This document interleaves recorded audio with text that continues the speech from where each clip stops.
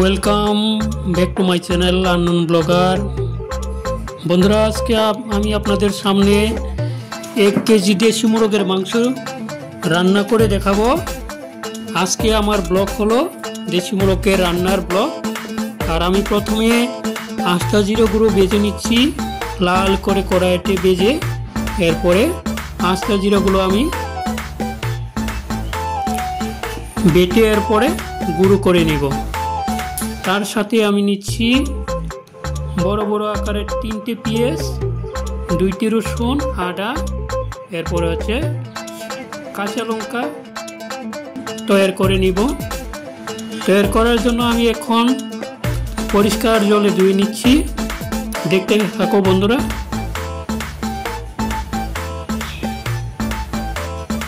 সবাই দেখতে থাকো। মশলাগুলো রেডি করে রাখলাম। এরপরে আমি 1 কিলো দেশি মাংস, দেশি মুরগের মাংস, এগুলো আমি এখন পরিষ্কার জল দিয়ে ধুয়ে নেব। দেখতে থাকো বন্ধুরা। এই যে নিয়ে আসলাম আমি নিজের হাতে কেটে রাখা এগুলো দেশি মুরগের মাংস। এখন আমি পরিষ্কার করে ধুয়ে নেব। পরিষ্কার জল দিয়ে ধুয়ে নেব। দেখতে থাকো, সাথে থাকো বন্ধুরা। আমার রান্নার ব্লগগুলো সবার ভালো যদি লেগে থাকো তাহলে কমেন্ট করো, শেয়ার করো, আর সবাইকে একটু দেখার জন্য সুযোগ করে দিও। এখন পরিষ্কার করে ধুয়ে রাখার মধ্যে আমি তৈরি করে রাখা মশলাগুলো আমি দিয়ে এখন মেখে নেব। দেখতে থাকো বন্ধুরা। যে কুচি করে রাখা পেঁয়াজ, বেটে রাখা কাঁচা লঙ্কা, রসুন আর জিরে গুঁড়ো, আস্তা জিরে গুঁড়ো আমি বেজে গুঁড়ো করে নিয়ে রাখা, এগুলো দিয়ে দিলাম। হলুদ দিয়ে দিলাম। আর এখন আমি সম্পূর্ণ দিয়ে দিচ্ছি। দেওয়ার পরে আমি এখন মেখে নিব, সুন্দর করে মেখে নিব। আর মেখে এগুলো আমি সম্পূর্ণটা মশলাগুলি যাতে সব জায়গাতে লাগে সেভাবে আমি মেখে নিচ্ছি। দেখতে থাকো বন্ধুরা, সাথে থাকো। আমি আননোন ব্লগার চ্যানেলের পক্ষ থেকে আমি আপনাদের সামনে আজকে দেশি মুরগের রান্নার ব্লগ নিয়ে হাজির হয়েছি বন্ধুরা। আর সবাই দেখতে থাকো বন্ধুরা। মশলাগুলো দিয়ে রাখার মেখে নেওয়ার পরে আমি আরও কিছু কাঁচা তেল দিয়ে এখন দিয়ে দিচ্ছি। মেখে নিব সুন্দর করে। মেখে এইভাবে উল্টো পাল্টো করে সম্পূর্ণ জায়গাতে যাতে তেল মশলা সম্পূর্ণটা যাতে লাগে সেভাবে আমি মেখে নিচ্ছি। এখন আমি মেখে রাখা মাংসগুলো আমি ঢাকন দিব।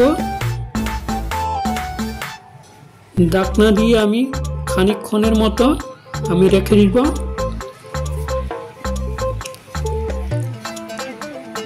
এরপর আমি 10 মিনিট মতো রেখেছিলাম। এরপরে আমি গ্যাসের স্টোভ জ্বালিয়ে দিলাম। আর স্টোভের উপরে আমি এখন কড়াইটা ধুয়ে নিয়ে আমি বসিয়ে দিলাম। দেখতে থাকো বন্ধুরা। আর কড়াইটা গরম হয়ে গেছে। এরপরে আমি সরিষার তেল দিয়ে দিলাম পরিমাণ মতো। আর আমরা তো কোনোদিন মাপিনি, আমরা একটা আন্দাজ মতো আমি সরিষার তেলটা দিয়ে গরম হয়ে গেল। এরপরে আমি আলাদা করে রাখা পেঁয়াজ কুচিগুলো আমি ভেজে নিব, লাল করে ভেজে নিয়ে। দেখতে থাকো বন্ধুরা, কত সুন্দর লাগছে পেঁয়াজগুলো, দেখতে সুন্দর লাগছে। দেখতে থাকো, সাথে থাকো বন্ধুরা।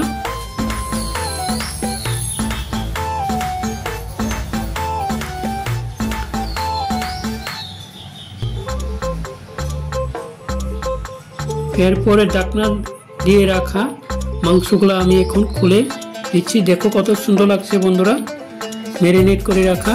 এরপরে পেঁয়াজগুলো লালচে হয়ে গেছে।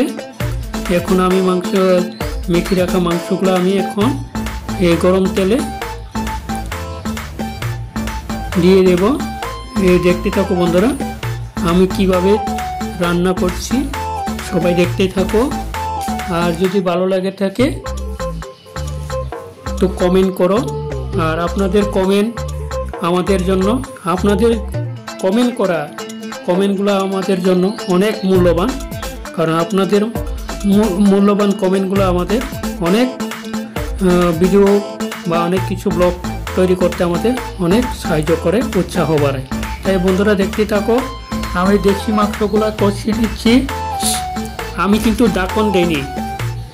ঢাকনগুলো দেইনি, এভাবেই আমি খোলা রেখে এরপরে মাংসের শরীরের মধ্যে যতগুলা জল থাকে ওই জলগুলো আমি বের করে নেব। এরপরে এখানে 3টি কাঁচা লঙ্কা দিয়ে দিচ্ছি, 8টা কাঁচা লঙ্কা। ওইটা দিলে একটু সুন্দর লাগে, দেখতে সুন্দর লাগে, যার কারণে আমি 3টে লাল মরিচ আর কাঁচামরিচ, ওইটা কাঁচামরিচ ছিল, পাকনা কাঁচামরিচ। বা দেখতে থাকো বন্ধুরা যে মাংসের থেকে জলগুলো বেরিয়ে গেছে, এখন মাংসের থেকে যে তেলগুলো এখন বের হওয়া শুরু হয়ে গেছে। মোটামুটি আমার রান্নাটা হয়ে যাচ্ছে। দেখতে থাকো বন্ধুরা, দেখতে থাকো আমি কিভাবে দেশি মোরগের মাংস কষিয়ে রান্না করছি। এরপরে কষাই এখন পরিমাণ মতো জল দিয়ে দিলাম। এরপরে জলগুলা মাংসের সমান ভাবে দিয়ে দিলাম। দেখতে থাকো বন্ধুরা আমার দেশি মোরগের মাংসর রান্না ব্লগ, দেখতে থাকো, সবাই পাশে থাকো বন্ধুরা।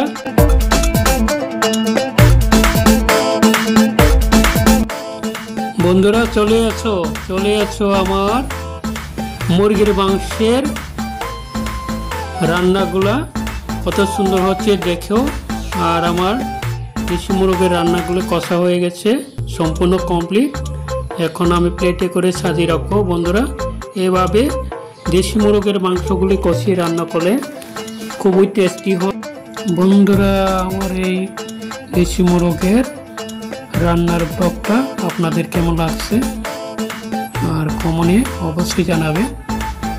আর পাশে থাকা নোটিফিকেশন বেল আইকন ক্লিক করে রাখবেন, যাতে আমি পরবর্তীতে নতুন ভিডিও আপলোড করলে আপনাদের এখানে সাথে পৌঁছে যায়। কেমন বন্ধুরা? আর পাশে থেকো, সাথে থেকো। আর সবাই আমার ভিডিওগুলো সম্পূর্ণ দেখার জন্য আপনাদের সবাইকে অসংখ্য ভালোবাসা ও ধন্যবাদ আজকের জন্য।